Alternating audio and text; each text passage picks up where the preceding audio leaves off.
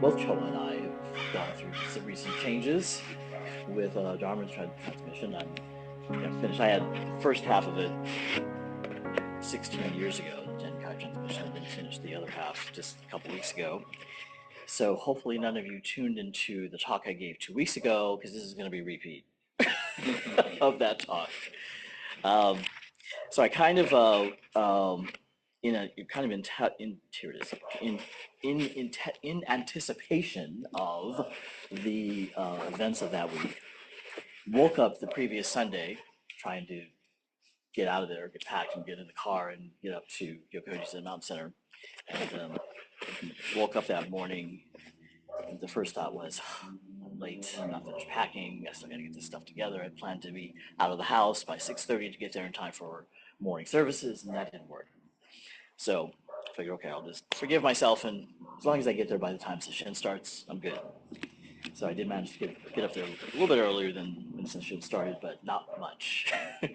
So it was nice to get up the hill. But the second thought I had was I woke up from a dream about that included elements. It wasn't, how dreams are, they're kind of scattered.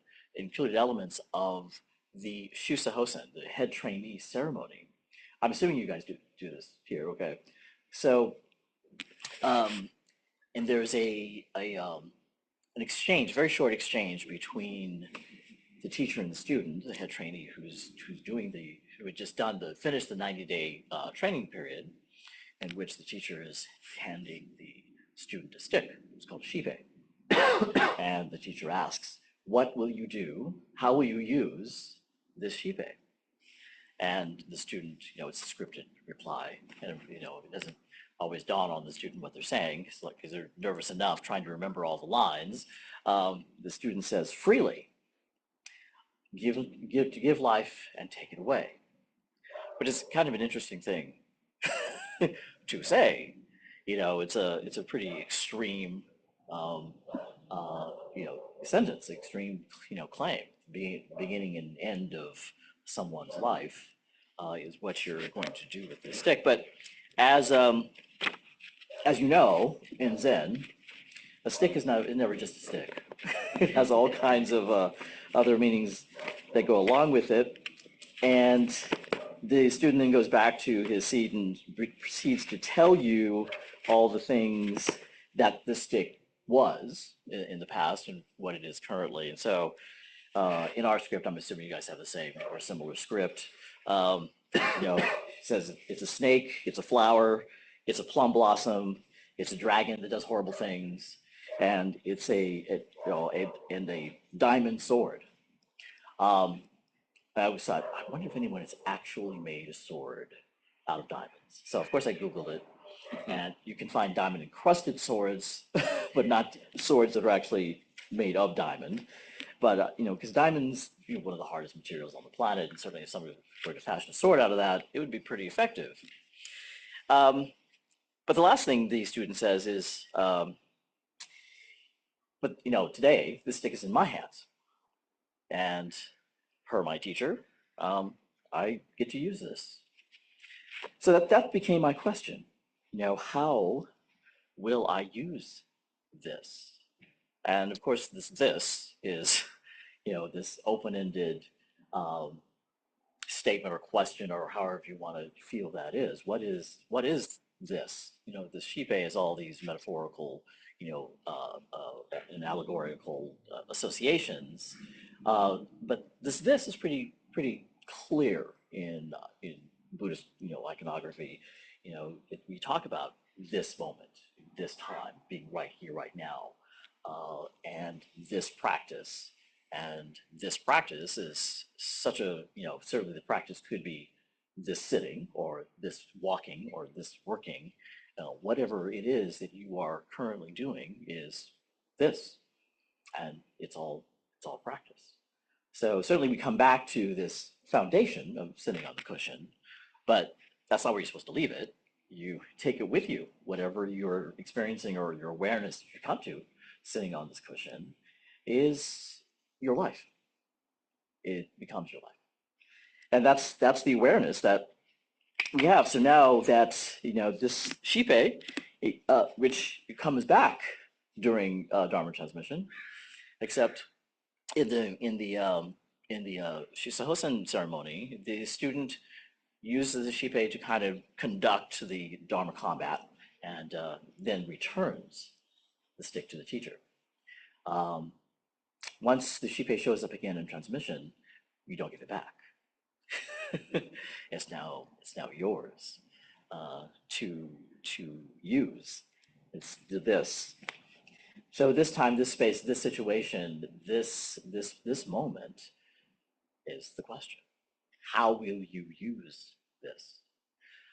Because it's not just sitting in here. This is a wonderful space. I love the circular space of sitting in.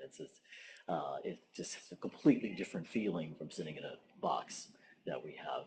Not that boxes are bad, but circles are just a different experience. And still beautiful and lots of nature around, even though we're in the middle of a city as opposed to being on the mountaintop. It's all still here. It's all the same thing. And the kind of contrived barriers that we all put up, like, oh, I can only sit here, I can only concentrate in a one way, I can only practice in this way, kind of get a little, not just a little, but a lot blurred.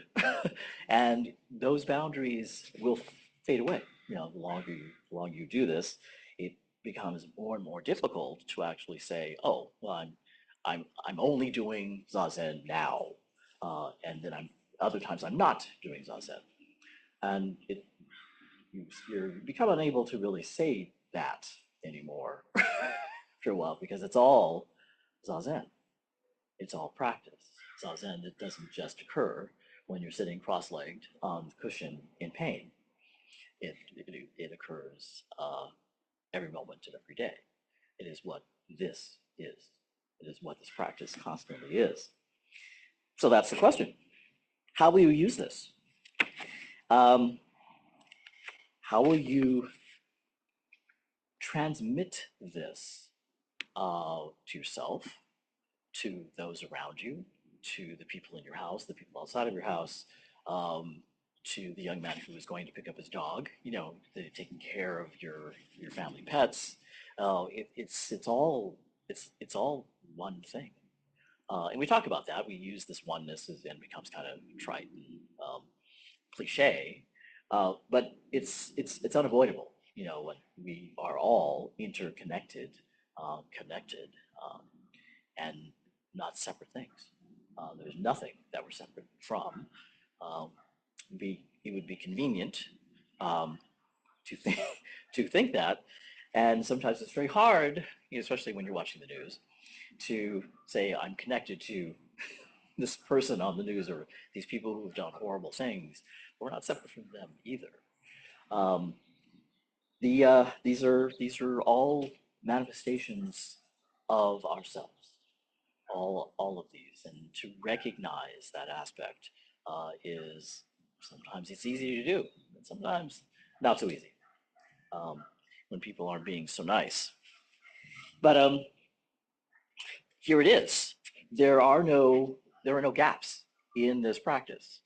There's nothing that separates us from anything at all, despite our constant need, just like, I want to be everything else except that.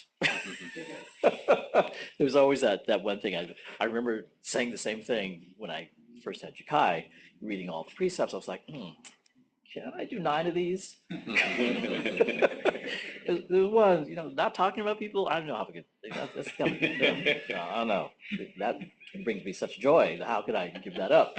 And it was also part of my job because I worked in HR. I'm now retired from that job. Thank you, gods. Get me out of that. But I worked on the dark side of HR. So all I did was investigations and listen to people's problems and why it is they weren't doing their jobs. And so we had to talk about others, faults and errors and things like that. But for the purpose of making sure that patient care got done, because that was being in the hospital, if people aren't doing their jobs, it costs somebody's life. So had to keep that somewhat in line. But So there's a constructive use for some of these things that we say we're not going to do, and certainly we don't want to do them I can speak today. Frivolously. Thank you. The enunciation. When I was in Japan, there was only one show I could understand. It was in very simple Japanese, and it was this live action show, and every so often the actors would mess up their lines, and the guy in the who was kind of leading the show would say, "Oh, Nihongo wa musakashi desu ne." His Japanese is very difficult, so words are very difficult at times, and which is convenient that we have silent sitting. So sometimes it's nice not to talk at all. So the other part of this practice that kind of pushed me to finally, finish the koan study part and do the Dharma transmission was because I was very reluctant. So I was like, I see how hard these Zen teachers work, and I'm like, who in their right mind want to do all that work? This is a very special practice, a very special thing to do, and a very specific thing to take care of, and that's what teachers are about to do. So my realization that week was, oh, we all teach, and there's no getting out of all of us teaching. So you get up in the morning, you go to your car, you get in your car, you drive on the road, you go to work, you encounter people, you go shopping. And if you think that people are looking at you and talking about you, yes, they are.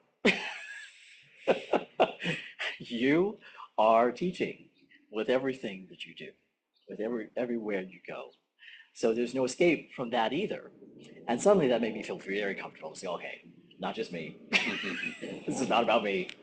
This is about really protecting the space in which we all get to teach, in which we all get to participate in this Buddha Dharma, which is an amazing Dharma, but it's already there. It's already pervasive. It's not something new or even all that interesting that we're doing. We're just making ourselves aware of reality just as it is. Then all you have to do is turn on the news and realize that most people don't deal with reality very well. We do everything, and we are providing with a lot of ways of getting out of this. A lot of distractions are just readily available to us 24/7, and I think that's always been true. There's always been. It's not just because we have technology that does it. There have been things before technology that people used to not deal with reality effectively, and here we are doing the opposite, sitting, being, first of all, with ourselves. That's tough enough. Those of you who've done sesshin know that battle that rages in your mind is just dealing with yourself. And that's a difficult thing to do in and of itself. But congratulations, that's the hard work. Zazen is a lot of hard work. So deep appreciation to those who actually do this practice, because you see how few people are here. This is not a popular practice. It takes a lot of courage and a lot of fortitude, a lot of tenacity to actually come here and do this over and over and over again for the rest of your life. And that's because that's what it takes. And the doubts are there, and the doubts are part of the practice. And I invite people to doubt, to question, challenge. You know, say no. Say no. I don't like this. This doesn't feel right. What is this? And of course, your teacher will just send you back to your seat for you to say, okay, you don't like it. Go sit and see what comes up for you. See what because those barriers that we put up, they're just ours, not anybody else's, and we own them, and we have to deal with them. We have to master them, and that's what this work does. You're mastering yourself. You're teaching yourself, and by virtue of you teaching yourself, you teach everybody and everything. So the Buddha said, all beings. He didn't specify which ones, and he didn't leave any of the beings out. All beings have the wisdom of the Tathagata. So it doesn't matter who you are, where you are, um, and or how old you are. The teaching continues and is continuous, and you are that continuous teaching. So the transmission is you all the time, 100% of the time, and that's what's happening with all of this, all of these things that we do. We have these wonderful ceremonies to kind of commemorate how we these sort of what's the word I want? How do you say in English? These progressions, if you will. I tell people that they are demotions because these titles that we say we have are requirements to be more of service than we had committed to before. So yeah, step down, step to really take care of the space that this wonderful, precious practice happens. So just to get to the point of appreciating that is hard. It's hard to do. It's hard to really see because people will look in the window from the outside, and oftentimes I've found myself just wanting to look in and not go in, and and you look at it and you're going, okay, really, what's this all about? These people are just sitting around, meditating on their navels. They're not doing anything. There's no really good use for this practice. Then you cross that barrier, you go in the door, you sit down on the cushion, and then you see it, then you feel it, then you experience how much work this is, how much there is to work on with this, and this work shows up. Even was it Dogen who said, "Oh, you just even if you sit for 5 minutes, you change the world." And so this touches every aspect of your life and all the lives that you come into contact with. So yeah, you may have some doubts about it, some questions about it, and those are valuable, extremely valuable. Have those doubts and have those questions and bring them to your teachers and to your compatriots, the people who are sitting around you. Let yourself say no at times. Say, why this isn't working, but I'm gonna stay here and figure out why. Or I don't like this. This doesn't feel good because at times it doesn't. But somehow, for some reason, we come back. I tried to leave. I stormed out of the Yokoji for 3 years, disrobed, sent all my stuff back to Tenshin, and said, "I'm out, done. Thank you very much. Bye bye." In those 3 years, it took, for a few months I didn't sit at all, and then slowly I thought, I miss the sitting. So I went back to the sitting, and I found a little sitting group, and I went back to the sitting group, and then, but I was still continuing to study Japanese tea ceremony at the time, and the tea ceremony was being taught at Zenshuji Temple in Little Tokyo, so which is the Sotoshu headquarters for the United States.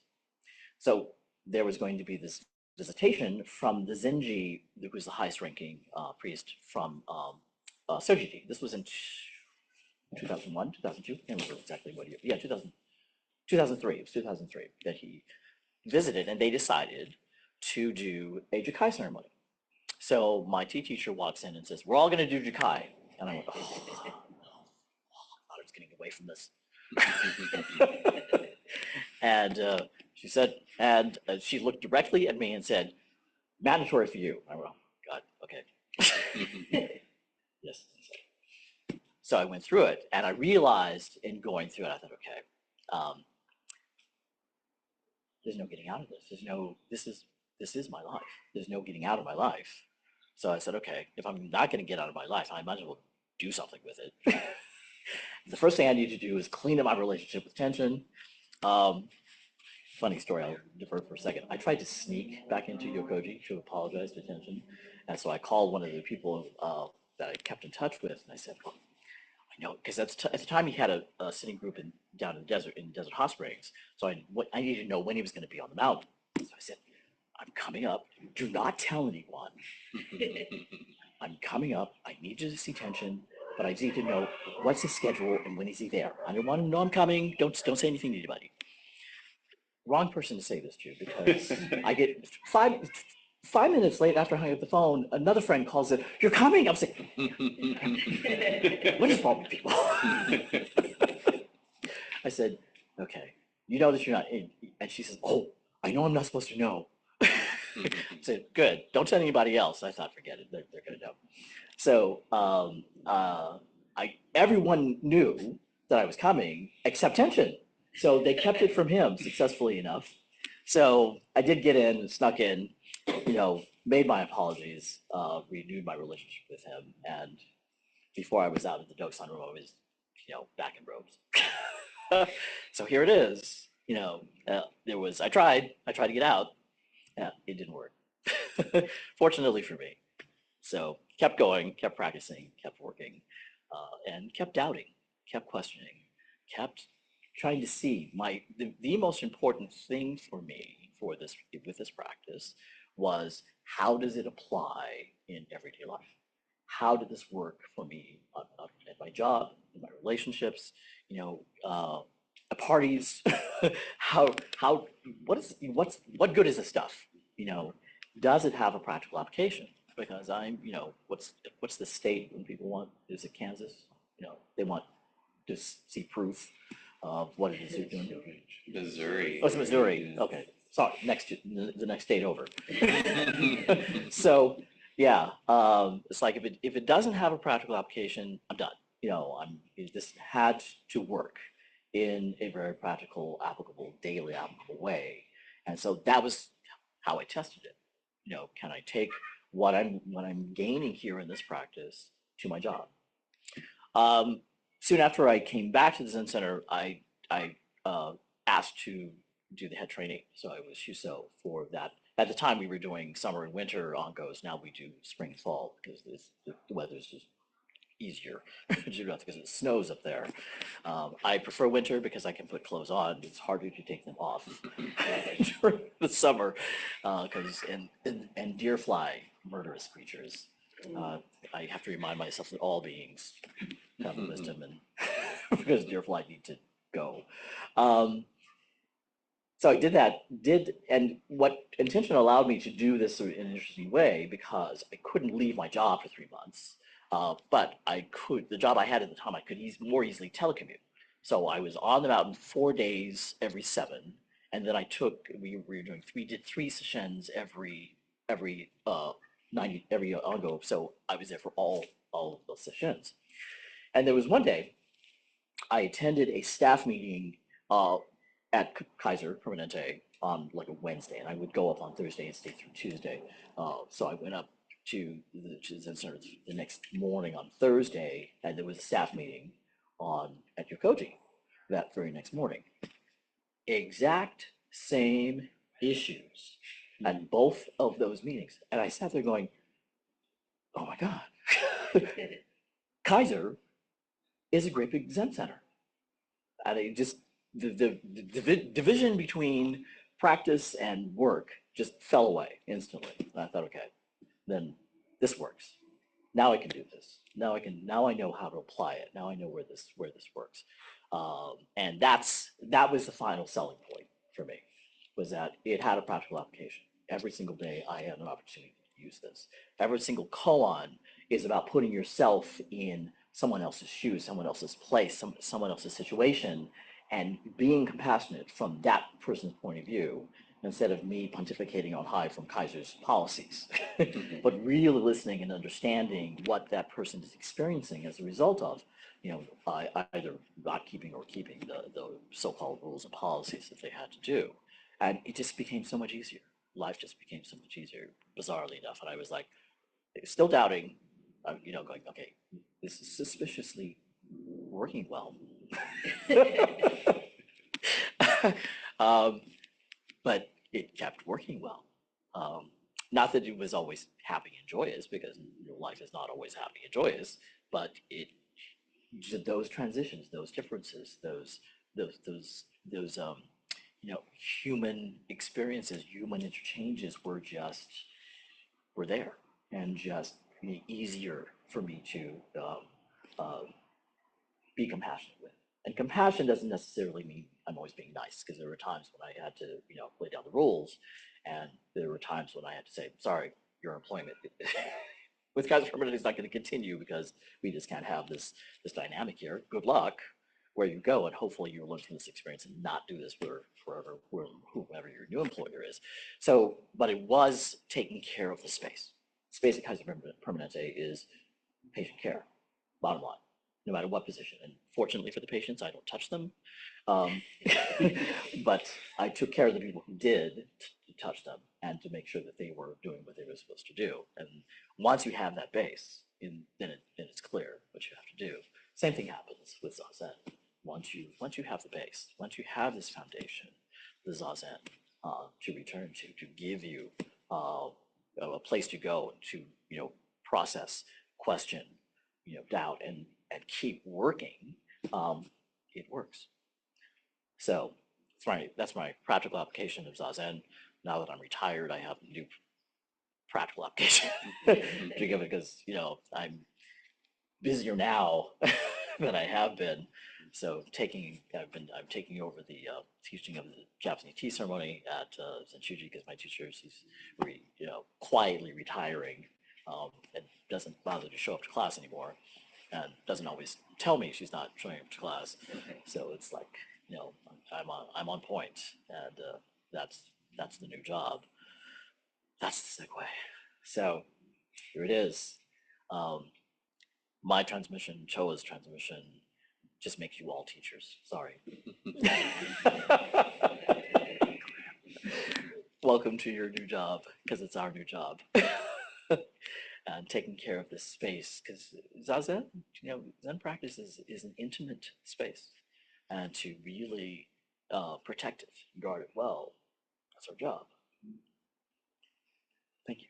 Questions, comments, disagreements? Always invite disagreements.